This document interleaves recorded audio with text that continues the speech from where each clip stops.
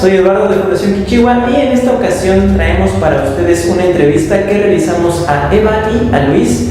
Ambos estudiaron diseño de la comunicación gráfica y actualmente tienen una tienda especializada en juegos de mesa, en donde además dan clases de dibujo y realizan algunos trabajos especializados en diseño. En esta entrevista van a encontrar tips muy prácticos para aquellos que deseen estudiar diseño o algo relacionado a las artes. Eva y Luis nos comparten sus experiencias personales y profesionales. Además nos comparten su opinión sobre la importancia del arte y el juego en la educación formal. Recuerden que pueden convertirse en patrocinadores de la fundación a partir de $1 a través de Patreon. Recuerden también que pueden escuchar este episodio en formato de audio en Anchor y Spotify. Un saludo a todos los que nos están escuchando a través de estos canales. Recuerden comentar si es que les agrada el contenido de esta cápsula y suscribirse, por supuesto, a nuestro canal de YouTube. Les recordamos que todos los links de nuestras redes sociales están en la descripción de este video. Y van a encontrar también la liga a la página oficial de la tienda Anam Store, que es la tienda de Luis y de Eva. Ahí van a poder comunicarse con ellos. Esperamos que les agrade este video y sin más, pues los dejo con Eva y con Luis. Hola, soy Eva Moranchel Basurto y soy egresada de la carrera de diseño de la comunicación gráfica. Y yo soy Luis Enrique Ochoa Avendaño, igual egresado de la carrera de diseño de la comunicación gráfica en la UAM Azcapotzalco. ¿Pueden contarnos de dónde sale este gusto por el dibujo? Bueno, ¿por qué decidieron estudiar lo que estudiaron? Bueno, la razón por la cual estudié diseño de la comunicación gráfica es porque toda la vida me he sentido atraído hacia las artes, hacia todo lo que es cultural. Y desafortunadamente, pues nuestro país no cuenta a veces con los apoyos suficientes para que verdaderamente te puedas dedicar al arte de lleno. Después de un proceso de estar probando opciones para lograr o intentar lograr una estabilidad económica, pensando a futuro, probando distintas opciones, pues llegué a la conclusión de que era más favorable estudiar una carrera que de alguna forma incluía ciertos aspectos de las artes, pero que también abría la puerta al campo laboral de manera más eficiente y así en algún futuro pues poder tanto dedicarse al arte o poder tener mis propios espacios, como también esa solvencia económica.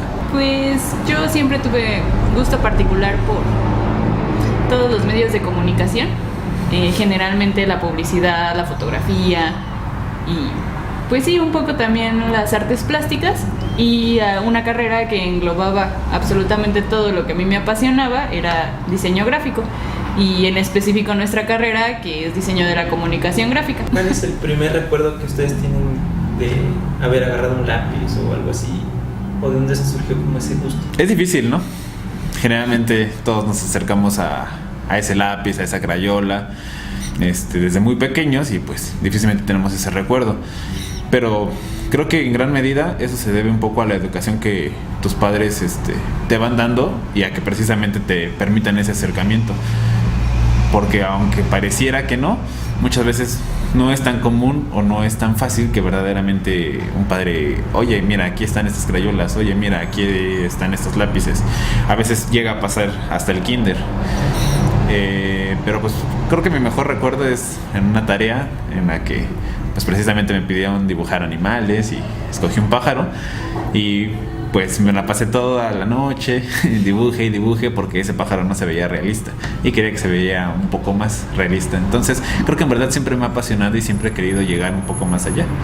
Sí, la verdad puedo coincidir con eso, y que generalmente nuestro primer acercamiento va a ser a partir de una tarea y de querer hacer que tu trabajo se vea cada vez mejor. Eva, ¿a ti cómo te acercaste tú también al dibujo? ¿También tu familia te apoyó? Es un caso interesante y particular. La verdad es que mi familia nunca fue muy allegada a temas artísticos ni culturales, pero a mí siempre me llamaron la atención. Entonces yo era como la rebelde, por así decirlo, de la casa, a la que le interesaban aspectos de la música, del arte, de la pintura, incluso el baile también. Y pues a mayor medida mis padres se fueron dando cuenta del gusto que yo tenía hacia el dibujo en particular y fue cuando me fueron apoyando un poco más. Yo no tomé clases de dibujo ni nada por el estilo. De hecho, mi primer acercamiento a una clase de ese estilo fue ya una vez en la universidad. Todo lo demás era como libre y aprender en videos o tutoriales, cosas que me llamaran la atención. Y pues nada, así se fue dando. Cuando entran a estudiarlo ya profesionalmente, ¿qué es qué paradigma rompen? ¿Fue algo bueno, fue algo malo?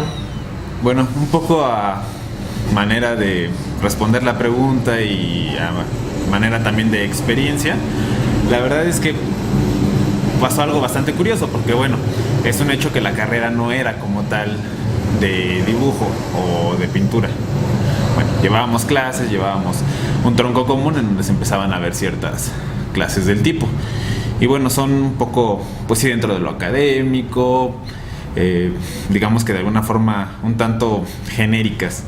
Fue hasta el momento en el que tomé una optativa con un profesor de ahí de la universidad, Gabriel Salazar, que verdaderamente tenía una manera, digamos que distinta o un poco más abierta o loca de ver la enseñanza del dibujo. Y precisamente conforme fueron avanzando las clases, conforme se fueron viendo ciertos ejercicios, pasó algo muy curioso y era el hecho de que se puede percibir el dibujo de una manera más distinta, de una manera en donde te acercas al dibujo desde el cuerpo, te acercas al dibujo desde las memorias, desde las sensaciones, que de alguna forma a veces no es tan parecido a cuando es demasiado académico. Y algo que yo hacía mucho de pequeño era constantemente mientras dibujaba me estaba moviendo. O estaba con el pie, o estaba con la cabeza, la lengua, lo que fuera. Estaba siempre como moviéndome, como precisamente pues sí, guiándome o recorriendo esas líneas, esos trazos. Pues sí con el lápiz, sí con el color, pero pues también conmigo, ¿no? Entonces, conforme vas avanzando, lo dejas de hacer porque se ve raro, porque crees que no debería de ser, porque debes de estar muy quieto, porque debe ser algo más formal. Y la verdad es que en ese momento hubo como un choque o un boom o un decir, pues verdaderamente de pequeño no lo estaba haciendo tan mal. Esto va un poco en el sentido de que en verdad creo que todos los pequeños no lo hacen mal y no se les debería de decir que lo hacen mal porque están creo que más cerca de conocer o de acercarse o de sentir el arte precisamente cuando están chicos, que conforme van creciendo, porque se les van ejerciendo muchos bloqueos y precisamente se van generando muchos paradigmas, que en algún punto si tienes esa fortuna de conocer a alguien que te ayude a ver que no ibas tan mal y que solo hace falta un poco de técnica de repente o un poco de encaminar, pues verdaderamente las bases ya se tenían ahí. Yo te puedo decir un paradigma que se rompe mucho en diseño gráfico, que es no todo es dibujar o pintar o ilustrar, sino que la carrera va mucho más a eso. Sí estamos muy allegados a esos términos y a esos temas porque nos permiten generar mayor conciencia social. Entonces nos dan un acercamiento más a la cultura, a las tradiciones de nuestro país, de otros países, a cómo se maneja hasta la psicología social de las personas a través del arte. Y eso es lo que nos permite allegarnos a las otras áreas de nuestra carrera, a las otras disciplinas, el video, la fotografía, las revistas, comerciales, publicidad, todo eso está englobado a través del arte. ¿Para ustedes qué es arte? Bueno, el decir qué es arte, pues bueno, creo que nadie lo podría decir a ciencia cierta. Siempre generalmente se crean las definiciones a través de la experiencia propia, porque pues es algo muy complejo, muy extenso. Algo que me gusta mucho sobre el arte es decir que el arte muchas veces no es una representación de la realidad como tal, sino una representación de cómo el artista percibe esa realidad. ¿A qué quiero llegar con esto? ¿Cómo la siente? El artista siempre tiene esa obligación de alguna forma hacer evidente aquello que a veces las personas que no están cercanas a esto no perciben o no dan por hecho. Entonces tiene esa obligación fuerte de alguna forma hacerles más fácil observar cosas que no se ven tan fácil de cómo sucede en nuestra realidad o cómo se va desenvolviendo nuestra sociedad. Eso por una parte. Y por otra, otro concepto o significado, por decirlo de alguna forma, del arte que me gusta mucho, es que el arte es una extensión de la persona. Cada que la persona crea algo, cada que la persona de alguna forma realiza una actividad artística, se está dando al mundo, está dando una parte de ellos a los demás. De alguna forma se está renunciando a sí mismo para que otros puedan sentir, aunque sea un poco, o puedan darse, aunque sea un poco, cuenta de todo aquello que esa persona sintió o se dio cuenta en algún momento. Pues sí, podemos englobar arte como esa capacidad que tiene una persona de hacer que alguien más se emocione o sienta lo que él quería que sintiera. Entonces, no sé, arte es la capacidad de transmitir emociones y sensaciones en diferentes ámbitos. ¿Qué creen que se podría hacer mejor en las escuelas o como tal en el sistema educativo para fomentar las artes o esta otra parte que quizá a veces no se fomenta tanto? Yo creo que primero que nada, precisamente eso, darse cuenta que es algo de suma importancia en la formación de las personas. ¿Por qué? Porque la educación que tenemos hoy en día en nuestras escuelas públicas y privadas en general, a veces poco menos en las privadas, pero es una generalidad de alguna forma, es el hecho de que el sistema que se lleva es un sistema que está literal todavía en la revolución industrial. Es prepárate para que trabajes, prepárate para que sigas produciendo y prepárate para que des algo de manera inmediata. Y el arte tiene esta cuestión en cualquiera de sus variantes, de sus vertientes.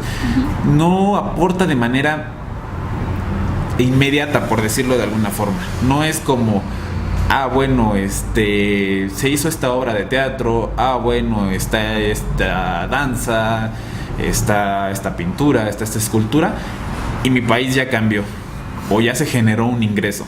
No, pero sí funciona, digamos que como un proceso, como a un largo plazo.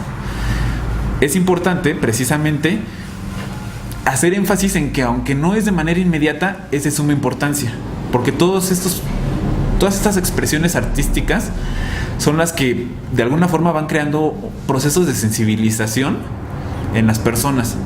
Las van haciendo más conscientes de su entorno, más conscientes de qué sienten, más conscientes de ellos mismos como personas, más seguros de ellos mismos.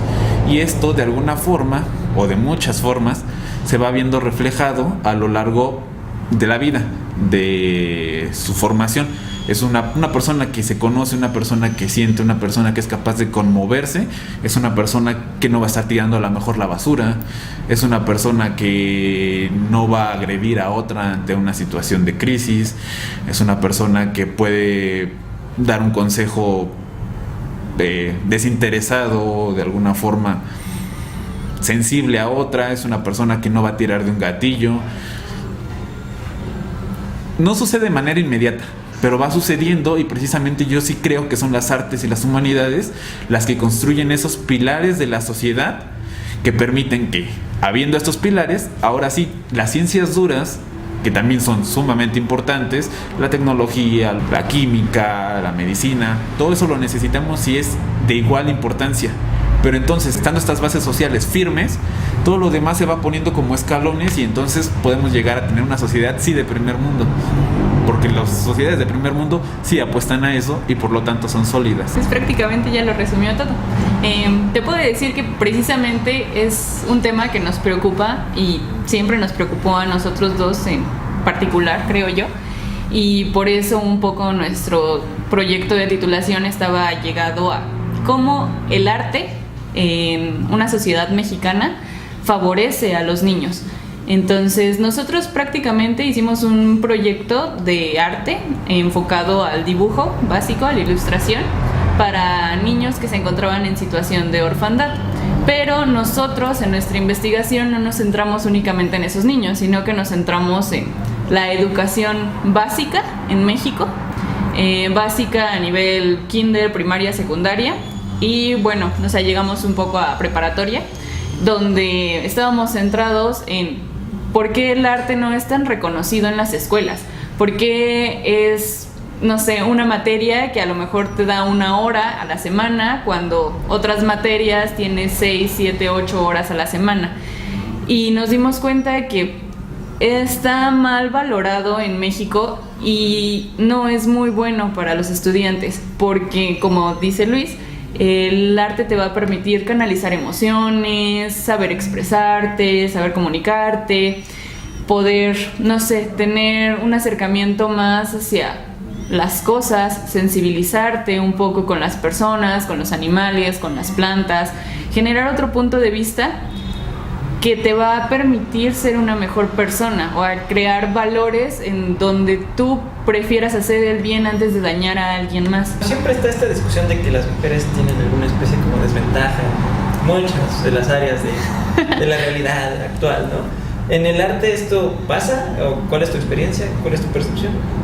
¿Cuál es mi percepción? No creo que sea tanto a estas alturas del partido que la mujer esté como en desventaja, aunque sí a lo largo de la historia muchas mujeres se vieron como en la necesidad de hacer que las firmas las tuvieran los esposos, o pues que el valor de sus trabajos no fuera el mismo que el de algún artista masculino.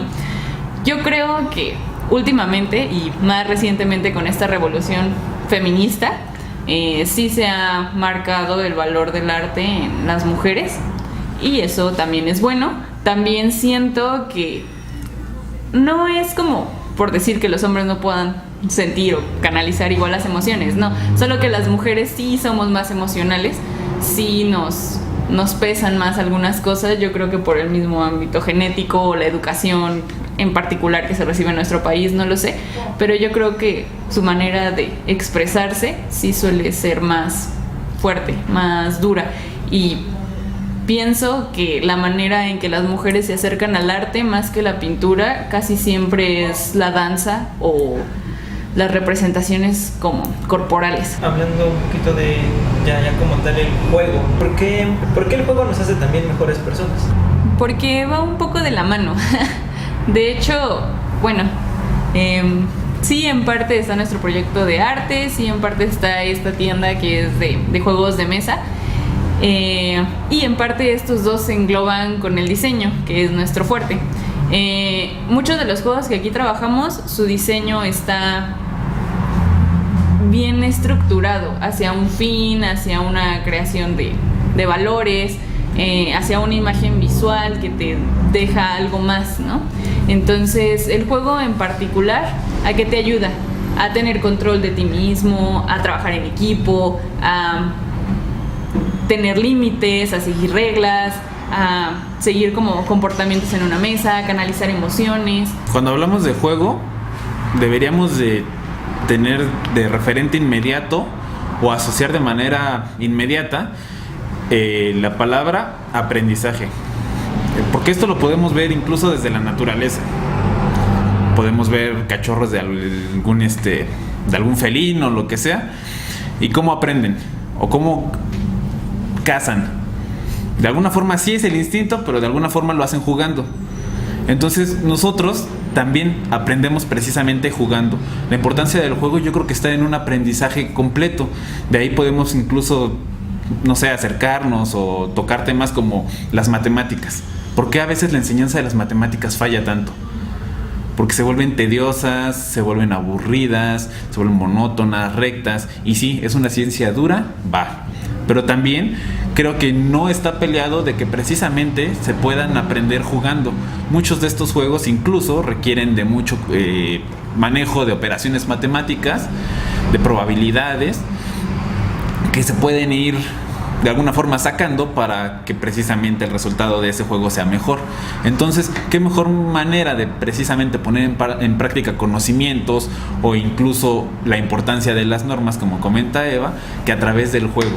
A través del juego se rompen estas murallas, estas cosas que nos van deteniendo, que nos van haciendo las cosas más complejas, y pues precisamente nos acercamos a un mejor aprendizaje en muchos ámbitos, incluso en la manera de relacionarnos, de hablar unos con otros, de ponernos de acuerdo, de llegar a un objetivo común. Todo esto te lo van aportando los juegos y se vuelve de una manera muy natural la manera de irlo haciendo propio, de aprenderlo precisamente a través del juego. ¿Qué experiencia han tenido cuando vienen los niños o los adultos? ¿Hay alguna diferencia? ¿Los niños cómo experimentan con los juegos y los adultos tienen alguna resistencia? ¿Qué es lo que han visto? La verdad es que sí. Entre más pequeña es la persona, obviamente pues a veces dependiendo la edad del juego que se les muestra y demás, tienen una apertura y una facilidad de alguna forma como innata para entenderlo, para no generar, como comentas, resistencias, para hacerlo propio de manera muy natural. En cambio, entre más va creciendo la persona, va generando mayores bloqueos. De alguna forma las cosas a veces le resultan más complejas, comienza a decir que a lo mejor para ese juego no es bueno, o ya no lo quiere seguir intentando. ¿Pero por qué? Porque son precisamente todas estas murallas que comentábamos que va generando la persona a través de su vida diaria. Es que esto ya no es para mí, es que yo no aprendo así, es que no tiene cierta seriedad. Entonces todos estos bloqueos se van generando y se ven reflejados y al momento de a veces enseñarles un juego. Conforme a veces el juego va avanzando, incluso se les va comentando qué llega a pasar en nuestro cerebro y por qué están reaccionando de esa forma, y comienzan un poco de alguna forma a ceder o a ir bajando esas defensas que uno se va provocando a través del tiempo y de la vida diaria. Aquí nos ha pasado mucho que luego vienen niños chiquitos con sus papás y tenemos juegos que son prácticamente de 6 años hasta 99 años, ¿no? Y así vienen las instrucciones. Nos es muy curioso que enseñemos un juego y que los niños rápidamente entiendan lo que tienen que hacer y la dinámica del juego, y a los adultos siempre les cuesta un poquito más, y eso siempre tiene que ver con lo que dice Luis. Conforme vamos creciendo nos vamos generando barreras, o también empieza y si me equivoco, y si está mal, y si esto, y si lo otro, que son aspectos que de hecho cuando somos niños pues la verdad es que nos vale si nos equivocamos o no. El punto es que lo queremos hacer o que lo agarramos rápido y estamos muy seguros de realizar esa acción. Entonces, pues sí, la verdad es que sí hay limitantes que se llegan a marcar y que son precisamente limitantes que a través de los juegos se pueden ir regulando e incluso ir haciendo que las eliminen, ¿no? Y eso ayuda mucho a una persona adulta. ¿Y es posible meter el juego dentro de la educación formal como tal, o tiene que ser algo que está aparte de? ¿Ustedes qué piensan? Yo creo que es posible. Y de alguna forma un poco esto va con lo que quería comentar también. Lo que pasa a veces con el juego es que está cargado de estereotipos, de ideas que a veces precisamente no le favorecen.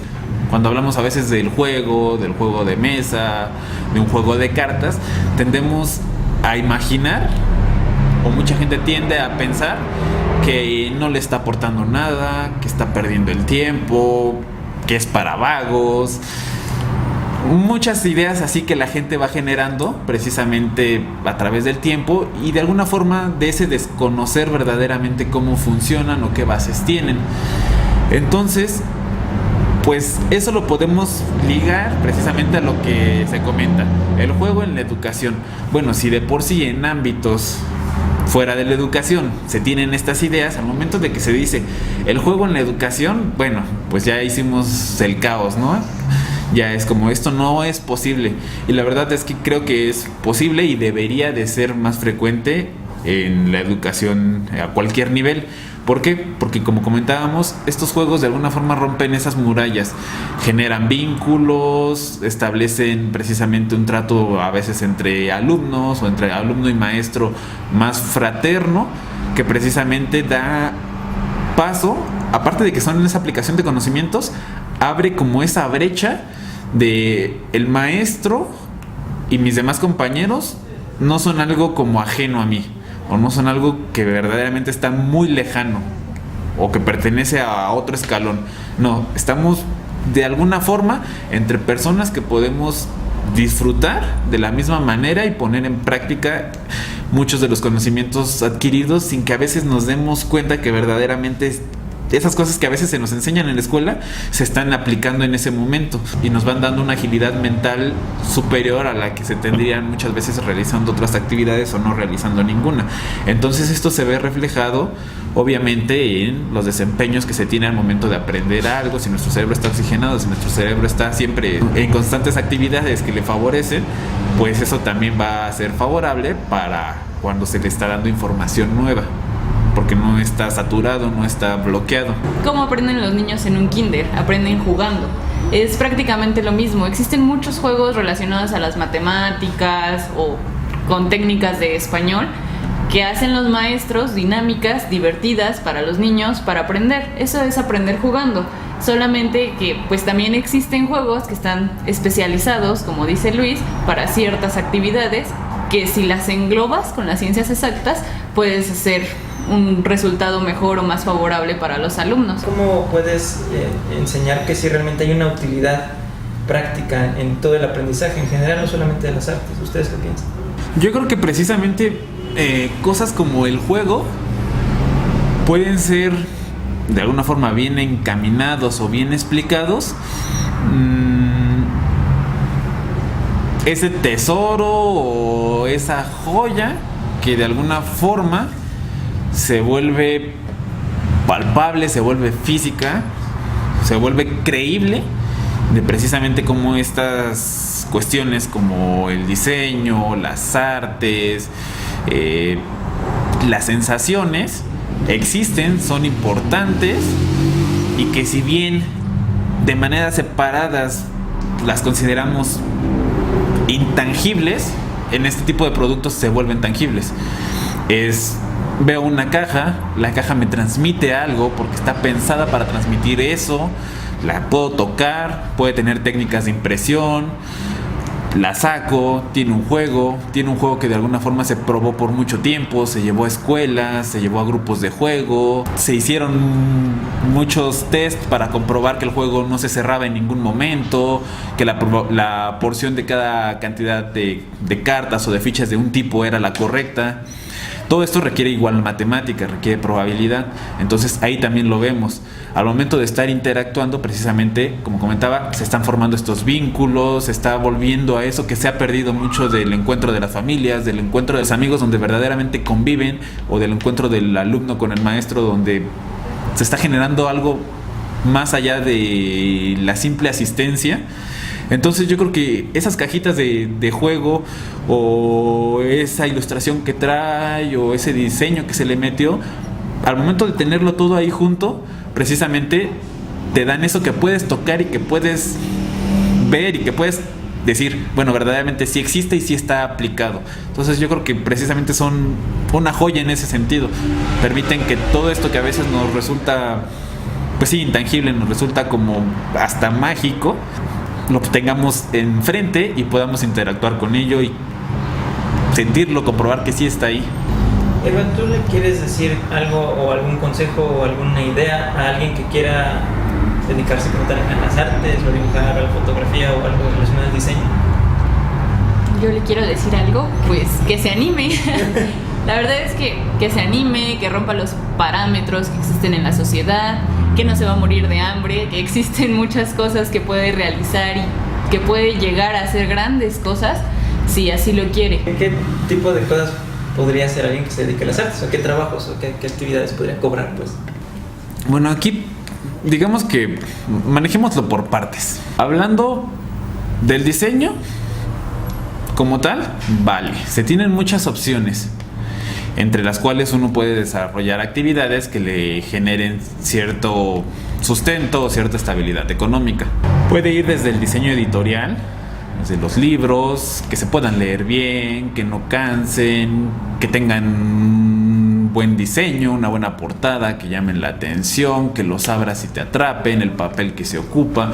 Todo eso de alguna forma, aunque resulte como vago, pues al momento de estar empleado de manera correcta, pues precisamente hace que una persona se acerque o no se acerque a un libro, que lo acabe de leer a veces o que no lo acabe de leer. De ahí podemos partir incluso a libros que ya son un poco de diseño, de ilustración, que también requieren pues eso, ese diseño editorial, pero también esa parte del ilustrador, del dibujante. También se pueden ir desarrollando en esa área. Por otro lado está también la fotografía. La fotografía igual se ramifica en muchas. Está la de producto para eventos, está la fotografía artística, la fotografía documental. Bueno, hay tantas ramas, casi como ideas nos puedan pasar en la cabeza. Está también el diseño de envase como tal, las cosas que muchas veces tenemos o que a veces dices, pero qué mono está esto, lo quiero, pues precisamente se logró a través de un diseñador. Esa es otra opción que se tiene. Por otro lado está también el diseño de web, de todas las interfaces de los programas, de las aplicaciones. Ok, sí se programan muchas veces pues eso por un programador, pero el programador muchas veces carece de ese conocimiento para poderlo hacer llamativo, para que verdaderamente tenga una experiencia de usuario satisfactoria, y de eso se encarga un diseñador, de decir, vale, sí está bien programado, sí todo está en orden, todo funciona, pero también me llama, también quiero pasarme de 30 minutos aquí en esta página viendo todos los productos que tienen o viendo todas las imágenes que encuentro y demás. Ahora, eso digamos que un poco en cuanto al diseño, incluso hay diseño de experiencias. Todo lo que se requiere poner o hacer o imprimir para que forme un ambiente o un contexto que te produzca emociones específicas. Eso también lo hace un diseñador, es algo que está mucho en auge. Eso digamos que el diseño en general. Y bueno, hay algo de alguna forma que vale la pena comentar, y es el hecho de que sí, hay muchas ramificaciones y muchas veces, si varias cosas te llaman la atención, es en ese mismo proceso, en ese mismo camino de ir estudiando la carrera, que te vas dando cuenta que verdaderamente te apasiona o hacia dónde vas a ir optando más. Pero lo importante es que sí haya de manera fuerte ese deseo o esa pasión al momento de ejercer la carrera, porque a diferencia de lo que muchos pueden pensar, son lo mismo que cualquier otra carrera. Muchas noches sin dormir, mucho trabajo que hacer, muchos trabajos que repetir, y de alguna forma, si no se tiene esa certeza, al menos de que varias cosas de ahí te llaman la atención o una cosa verdaderamente te encanta o te apasiona, pues el camino se vuelve bastante pesado, o muchas veces pues no se logra llegar a un buen desenlace. Es importante eso, sí, estar seguro de que algo o muchas cosas de ahí te apasionan. Y eso en cuanto al diseño. Y en cuanto a ya las artes como tal, y eso aplicado a lo que sea, el teatro, la escultura, en este caso hablemos del dibujo en específico, creo que se ve todavía más marcado. Sí, creo que si eres hábil, si precisamente tienes una constancia, si eres disciplinado y estás precisamente practicando constantemente, vas a tener las habilidades y el conocimiento suficiente para poder realizar bastantes tipos de obras y de una calidad que precisamente te van a poder, van a ser remuneradas de manera económica de una buena forma. Pero también es un hecho que sí, no es un camino que se debe de tomar a la ligera, o que, como me comentaba un ilustrador español, no es para cualquiera, y vas a ver que mucha gente se va a quedar en el camino. Entonces, verdaderamente, el consejo o la cuestión que yo de manera personal diría que nunca deben de perder de vista es: ¿me apasiona? ¿Sí o no? Si me apasiona, ya tengo gran parte del camino o de lo necesario para lograrlo. Y de ahí viene lo segundo que ya mencionaba, y de igual importancia: disciplina y constancia. Si tienes esa pasión pero no tienes esa disciplina y esa constancia, te vas quedando atrás. Si tienes esa disciplina y esa constancia pero no hay esa pasión, podrás tener a veces muy buena técnica, pero no terminas de transmitir, no terminas de conmover a la gente. Entonces, sí es pesado, sí no es para todos, pero si les apasiona y están dispuestos a sacrificar por ello, adelante, es un camino maravilloso. Muchas gracias por acompañarnos a otro episodio de Creadores. Esperamos que hayan encontrado de utilidad esta entrevista. Recuerden que si quieren comunicarse con Eva y con Luis para preguntar sobre los juegos de mesa o sobre las clases de arte y los servicios de diseño, pueden encontrar su página de Facebook oficial aquí en la descripción del video y bueno, ahí van a poder comunicarse con ellos. También van a encontrar todos los links a nuestras redes sociales y a nuestro Patreon. A través de esta página ustedes pueden donar desde $1 y convertirse en patrocinadores de los proyectos que tenemos como fundación. Muchas gracias a todos los que escucharon esta entrevista en audio a través de Spotify y de Anchor. No olviden compartir con sus amigos este contenido si es que les ha gustado. Recuerden suscribirse también al canal y pues nos vemos en la próxima con más entrevistas y con más aprendizajes. Nos vemos, no olviden que aprender es crear.